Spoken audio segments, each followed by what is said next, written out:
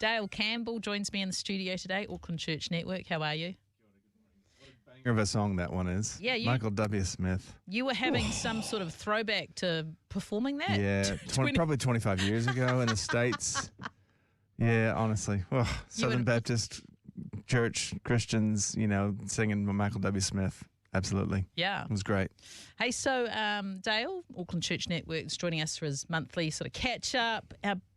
Before we get into what we're going to talk about, you and I both live on the North Shore of Auckland, and lots of our listeners don't, but actually lots of our listeners do because I've met them. Awesome. And so just tell us about this food drive thing that's happening. Yeah, well, it's winter. Budgets are tight, times are tough, people are struggling. There's thousands of people, I'm told, that are facing food insecurity at the moment on the North Shore. Right? This is like, and so just a very simple initiative to back the existing work of organizations that are distributing food in various ways or trying to empower people or help people. So yeah, we're just putting the word out to anyone and everyone to drop food at one of the collection points. There's about 8 on the shore that people can drop off supplies to. So the existing sort of places. Yeah, I mean, there's some people, everyone can get the word out. Yep. And there's 8 collection points, and then there's about 5 or so that are distributing that have existing programs. And so where would people go to? AucklandChurchNetwork.nz. AucklandChurchNetwork.nz. There you are, short and sweet. If you're on the North Shore, clearing out the pantry or just want to buy some extras when you're next going shopping to help people out in your neighbourhood.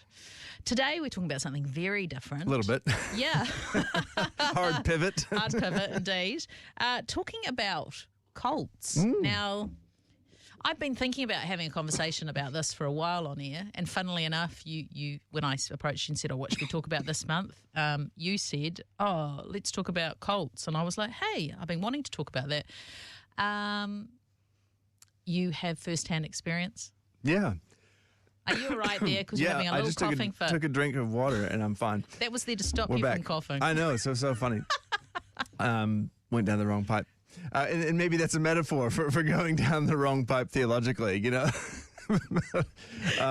So I grew up in a movement that was, the word cult gets used, right? Yes. I took a paper called New American Alternative Religions once at Missouri State University, in a religious studies program. And that's another nice way of talking about them. It's an alternative religious framework. And let's just stick to cults. Exactly. Well, what I like about talking about cults is that we do need to talk about there are movements that are, by their nature, they take us away from the gospel and into nationalism or legalism or religion, personality worship or whatever. They take us away from that, and so they pose a threat, and there's a danger, and a good shepherd watches out for the sheep and says, "Hey, watch out." Man, I'm just sorry. You're just reminding me of living in London last time. About 20 years ago, and I was in this particular church, and when you were saying personality worship, the whole thing just broke out in front of me, and all my triggers went off, and I was like, man, this place is really unhealthy. I could just see something spiraling out of control that wasn't actually about worshipping God at all. It was about worshipping the visiting speaker and the preacher and all this. And I remember ringing my brother back in New Zealand, and I actually started crying. I was about 30. I was actually quite freaked out. And he just said, get out of there, Lizzie. And I did. It was a very good decision. I hear you. I hear you. Yeah. So, I do I think it's useful and important to say, hey, there are these things called errant movements, heretical movements, cults, whatever you want to call them. And we have to watch out for them. What I don't like, what can be difficult or unhelpful sometimes is when we're constantly, or we might sort of reassure ourselves, well, my church is fine. Yeah. There's those cults over there, but we don't need to look at ourselves because we're fine. Theologically, we tick the right boxes, so we're not cultish. Because I think we should always be watching ourselves, trying not to be cultish in the way that we conduct ourselves, and obviously looking at our own theology all the time. Always rediscovering the gospel continually. So what was some of your experience that you lived through? I will name the group if that's okay. It was a guy named Herbert W. Armstrong, and it was called Worldwide Church of God. The movement sometimes gets called Armstrongism, and basically we said Armstrong was his end times prophet. He's the forerunner to the return of Christ. You have to keep the Sabbath. as in Saturday, to be a real Christian. If you don't, you're not. Oh. You have to keep the Old Testament holy days to be a real Christian. And if you don't, you're not. Things like that. Kosher.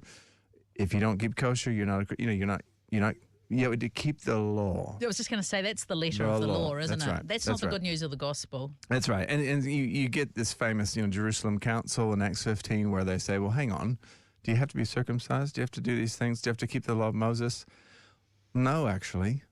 You don't have to be Jewish to be a Christian. No. Jews can be Christians. Yeah. The first Christians were Jewish. And a lot of Christians today are Jewish. Yes. It's wonderful. They do all Jesus. sorts of Jewish things. It's wonderful. Yeah. But the decision was, no, it's both and, Jew and Gentile. Yeah. Yeah. So how did because you grew up in that, how did your family kind of extract yourselves from it? Like, because, I had a similar, maybe not to that extreme, but I became a Christian at 12. It wasn't a conventional, my parents, it was actually my big brother got converted and went along and, some of those people might even be listening now and think that wasn't a cult, but back in those days, it definitely was. It was like this belief that we are the only church. And I remember as a teenager feeling really depressed because I was like, oh, we're the only church in the world. And little did I know there were thousands of millions of other Christians doing things different ways. But I believed a lie. That's right.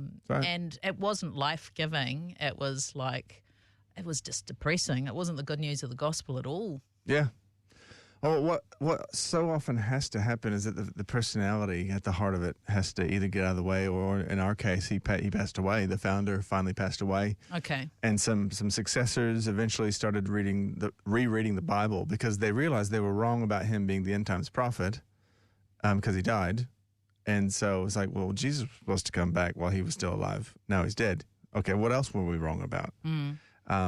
And so they begin to reread their Bibles and begin to and eventually the leadership, it came to a place where they said, we've actually missed the new covenant. We've missed grace. Oh, wow. So they admitted that they made a mistake. That's brilliant. Yeah. I mean, it's actually one of the biggest groups ever to do that. That's awesome. Yeah. I should just make a little note of what I referred to there where I was talking about the church, that maybe it wasn't a cult, but cultish behavior.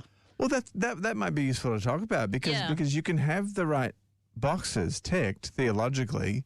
I mean, one of the things that happened was that people in my movement, like our local church pastor, I think, from what I heard from my family, that they ticked the boxes of the changes, but they still were behaving legalistically. Right. Like they were naming families that weren't giving money. Oh, dear. In smaller meetings. They'd be like, oh, so-and-so is not giving. Yeah, that's a bit controlling and cultish and weird. Yeah. Right? So it's not healthy. So you can be cultish, and like a friend of mine was raised in the Exclusive Brethren, and there's a network, I forget the name of it, where they're looking at high demand religious groups. That's what they call them. And I think that's an interesting phrase because in some ways Jesus started a high demand follow. Take up your cross and follow me. There's no higher demand than lay down your life. Yeah. But it's never focused on one particular personality or strange behaviors. It's not about legalism. It's about commitment. Fine, absolutely, die to self. So that's a tricky one to get right. Yeah. Yeah. Just explain what legalism is Well, there's a few different definitions of it. I mean, there is the sense of what we were talking about earlier, that like you have to keep the law of Moses to be saved, to be a Christian. So that's one understanding of legalism. There's also sort of like, an overly scrupulous person, who can be very pedantic and legalistic and rights and wrongs and legalistic and, there can be this posture where you have to perform to be good enough. Yep. You have to do the certain things. You're going to be a part of this church. You gotta bring 2 people with you each Sunday. Right. Things like that. It's like, whoa, rules? No. Yeah, rules in fine print. You might not have signed anything, but in a way you have. Yeah, and that's hard because as leaders, you want to lead people. You want to make a difference. You want to see results. You want to see growth. You want to really bless people and get the gospel out there and see lives changed. And we mean well, but sometimes we just push it a little bit far. Yeah. Where's the good news in this, Dale? There's a Latin phrase which I won't try to impress anyone with because I frankly can't remember it all the time. Okay. It has something to do with essentials, non-essentials, and everything, right? Okay. So it goes like, in English, it's like in essentials, unity, and in non-essentials, liberty, and in all things, charity, love. Nice. And I think, so there's the gospel that we have unity in, and we do have to just familiarize ourselves with the gospel. And the more familiar we are with the gospel, as we rediscover it and keep chewing on it and rediscovering it and sharpening its hold on us and our hold on it, then we will spot the heresy instantly. So that's at the unity level. But positively, I think at the level of the non-essentials, I mean, there's lots of Christians that believe all sorts of different things about all sorts of kinds of things. Totally. And we have to keep those conversations in this building, totally. Right? we have to. I mean, sometimes it's probably not the time to talk about those things, but we need to find ways of talking about those things that we disagree on charitably, yes, and lovingly and respectfully, and I think I love the word curious. Like, we need to be curious. Tell me about your experience with the spiritual gifts. I see them differently, or whatever. Like that's okay if you see it differently, or if you think that my experience is not quite on, or whatever. That's fine. We're still Christians. Yeah. So that sort of liberty and that kindness and curiosity. And I mean, even if someone's an atheist or a pantheist or a tree worshiper or any belief, in all things charity, I can be curious about why someone believes. Slightly getting off track, totally. but I love atheists because they always say to me, I don't believe in God, and then they want to talk about God. I've had some of the best conversations in my life with atheists about God. Some of their views, awesome. Just quick, some of their questions sound like the Psalms. Yeah, just and the getting real. Lamentations. And it's like, you don't believe in God? That's okay. I'm actually not threatened. And maybe that's what it's about, that you and I in this room wouldn't agree on everything. Of course not. But we don't have to be threatened by the fact that we have some differing views, because at the end of the day, we both love God. Yeah. And it is a call to love one another, isn't it? Everyone, we are not going to solve the cult problem or the theology problem by being controlling and full of self and power. And wanting to be right all the time. Yeah. We will solve it by being generous, curious, and committed to the truth, committed to Jesus, the person and the work of Jesus, keeping him central. If we get Jesus right, everything else follows. Yeah, that's awesome. Hey, great conversation today, and really appreciate your thoughts and coming in and joining us again. Cool. Thanks Dale for having Campbell. me in. See you next time. Hey, thanks for joining us today. Make sure that you like, subscribe, and turn on your notifications so you can catch all our interviews on Star. See you next time.